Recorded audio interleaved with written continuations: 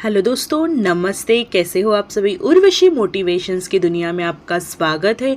नई नई रोचक रहस्यमयी जानकारी, गोंडवाना का इतिहास, साथ ही साथ में ओल्ड हिस्ट्री और बहुत सारी अनसुनी कहानी से जुड़ने के लिए उर्वशी मोटिवेशंस चैनल को सब्सक्राइब कर लीजिए और नई नई कहानी आपके साथ मैं प्रस्तुत करूंगी, शेयर करूंगी। आशा है जो कहानियां आप तक नहीं पहुंच पाई है वो कहानी मैं आपके साथ रिप्रेजेंट करूंगी। तो प्लीज़ जल्दी से जुड़ जाइए। जिन्होंने मुझे सब्सक्राइब नहीं किया है वो मुझे सब्सक्राइब कर लीजिए। आज की कहानी कुछ ऐसी रहस्यमयी है, इंटरेस्टिंग कहानी है गोंडवाना की, जिसमें जैसे भारत में शाहजहां ने मुमताज़ के लिए ताजमहल बनवाया था, उसी तरह प्रेम की याद में रानी हीराई जी आत्राम, जो गोंडवाना की खूबसूरत राजकुमारी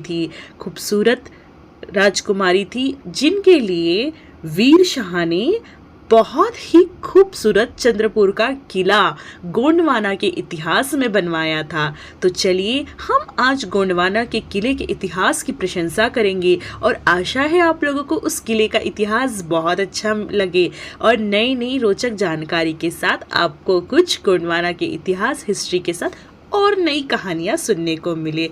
तो चलिए दोस्तों, मैं सुनाती हूँ।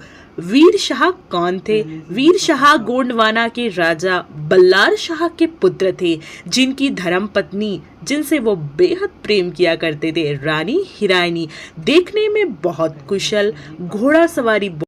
तो दोस्तों, रानी हीरानी देखने में बहुत ही कुशल, बुद्धिमान और घोड़सवारी में मतलब बहुत ही कुशल अच्छी से, और उन्हें हर चीज़ का, राज्य को संभालने का हर चीज़ का नॉलेज था। वो बचपन से ही बहुत ही निडर, साहसी कन्या हुआ करती थी, जिनका विवाह राजा वीर शाह के साथ, आत्राम जी के साथ में हुआ था। तो चलिए स्टोरी शुरू करते हैं। वीर शाह आत्राम जो वीर शाह आत्राम है, उनके जो पिता का नाम है वो है बल्लार शाह, और 995 ईस्वी में यह चंद्रपुर राजधानी हुआ करता था। तो चलिए दोस्तों कहानी शुरू करते हैं, है ना। भारत में जैसे मुमताज़ के लिए ताजमहल बनवाया गया था, उसी प्रकार रानी हीरानी जी के लिए वीर शाह ने गोंडवाना का जो किला है चंद्रपुर का, वो बनवाया था। और बहुत ही विजिट करिएगा, आपका भी बहुत ही ज़्यादा खूबसूरत और एकदम मनमोहन को मोह लेने वाला जो किला है वो बहुत ही सुंदर है।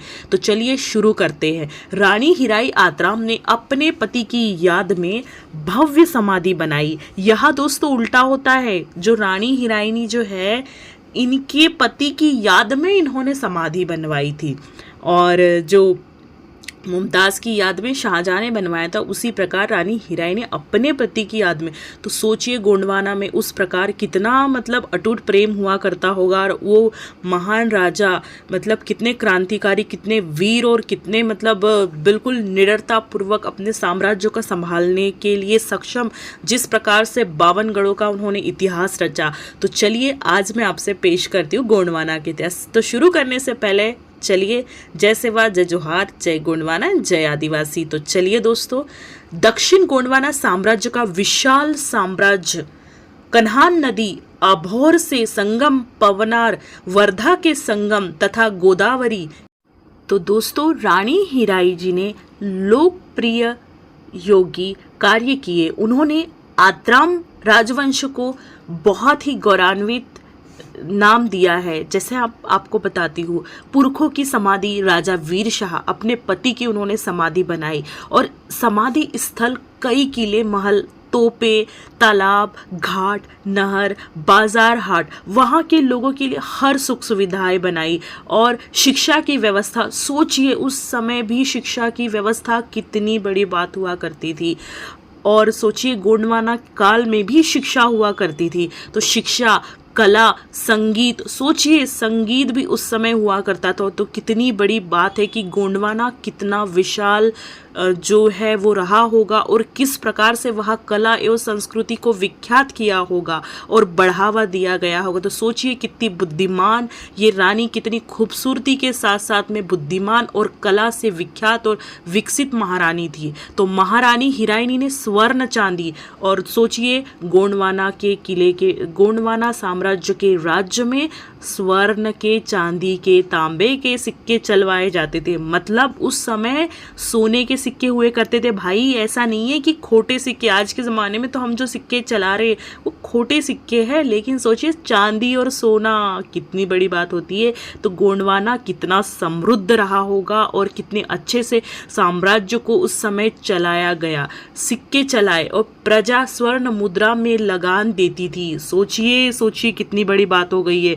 जो प्रजा है रानी को, राजा को लगान वसूल करने के लिए स्वर्ण मुद्राएं देती थी। आज के ज़माने में तो हम जो नॉर्मल खोटे सिक्के हैं वो भी नहीं दे पाते भाई। सोचो गोंडवाना के साम्राज्य में स्वर्ण मुद्रा चलती थी, बहुत बड़ी बात है। 52गढ़ किले ऐसे नहीं बने। तो चलिए, रानी हिराइनी ने अनेक जन कल्याण किए, बहुत अच्छे काम किए इन्होंने, इतने अच्छे काम किए। अपने पति के गुजरने के बाद भी ये महिलाएं जो बिल्कुल निडर पूर्वक साम्राज्य को चलाती रही, डरी नहीं। और सोचिए कितना मतलब अच्छा काम किया ताकि अपने गोंडवाना में अपना नाम रोशन कर सके, अपने पति के साम्राज्य को चला सके।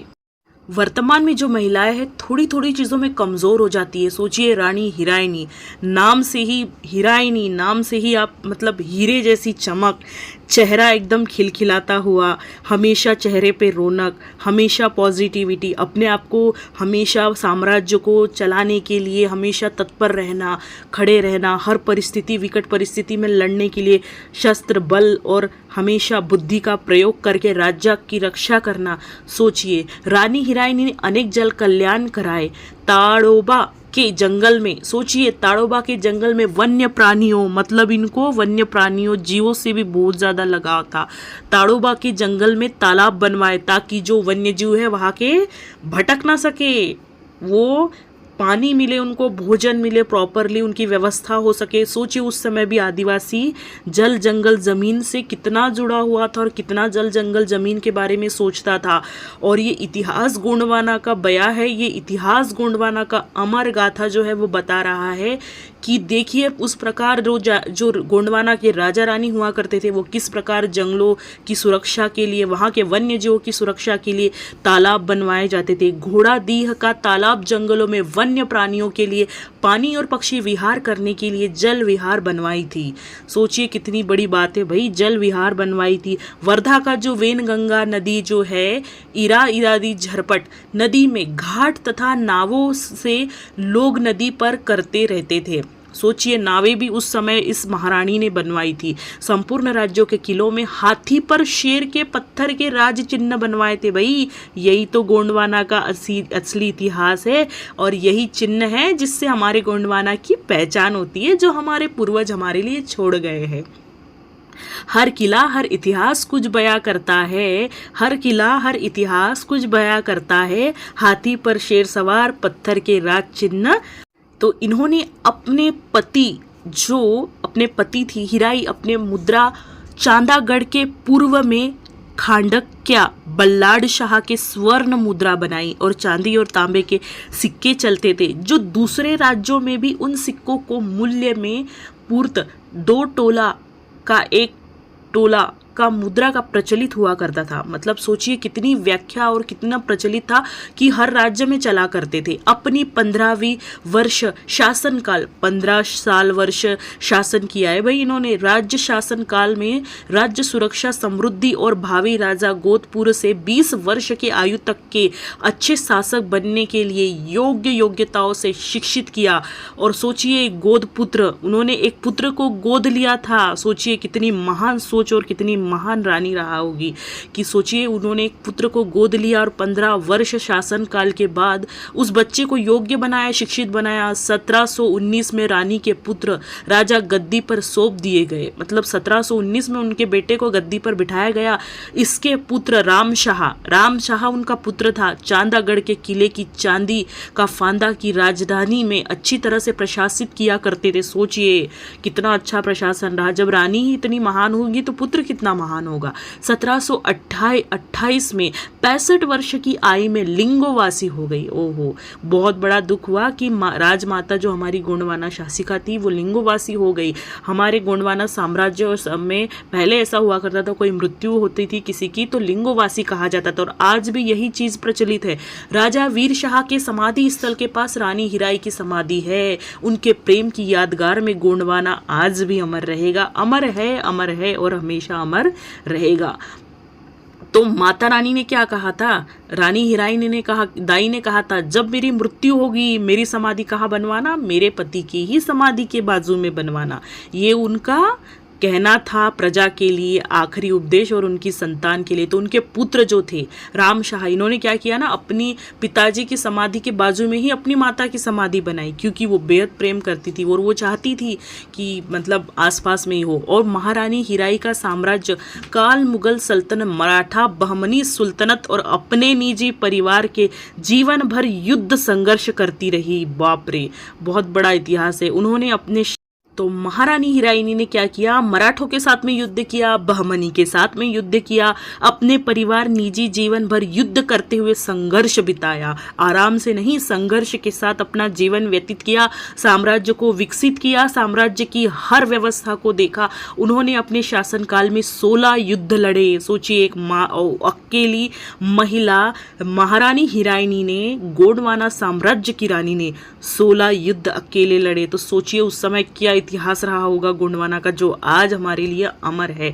फिर वह ऐसी लोह गोंड रानी जैसे धारवीर एकदम मतलब उत्साही योद्धा की तरह लड़ती रही और अपने 15 वर्ष की शासनकाल राज्य की सुरक्षा, समृद्धि और खुशहाली के साथ अनेक सुधार कार्य किए करते हुए उन्होंने अपना समय बिताया और गोंडवाना को कहा अलविदा। सोचिए कितनी साहसी रानी हुई होगी उस समय, जो हमारी राजमाता है, जो हमारी दाई है गोंडवाना की शासिका, कितनी ज़्यादा प्रतापी रही होगी। इनकी तो कहानी सुनकर ही मुझे रोना आ रहा है, क्योंकि जिस प्रकार से इन्होंने इतने युद्ध किए, 16 युद्ध लड़ना कोई आम बात नहीं, वो भी उस काल में जब मुगलों का काल हुआ करता था, मराठों का काल हुआ करता था, बहमनी का काल हुआ करता था, दिल्ली सल्तनत का काल हुआ करता था। दिल्ली पर उस वक्त कौन बैठा था गद्दी पर, दिल्ली सल्तनत की गद्दी पर उस समय अकबर का शासन हुआ करता था। तो सोचिए कितना बड़ा जो है इतिहास है गोंडवाना का। तो आशा है दोस्तों आपको कहानी बहुत अच्छी लगी होगी, तो प्लीज़ सब्सक्राइब कर दो, लाइक कर दो, फॉलो कर दो, शेयर कर दो। और इसी कहानी के साथ में जय सेवा, जय जोहार एंड जय गोंडवाना, जय माता हीराइनी दाइना सेवा सेवा।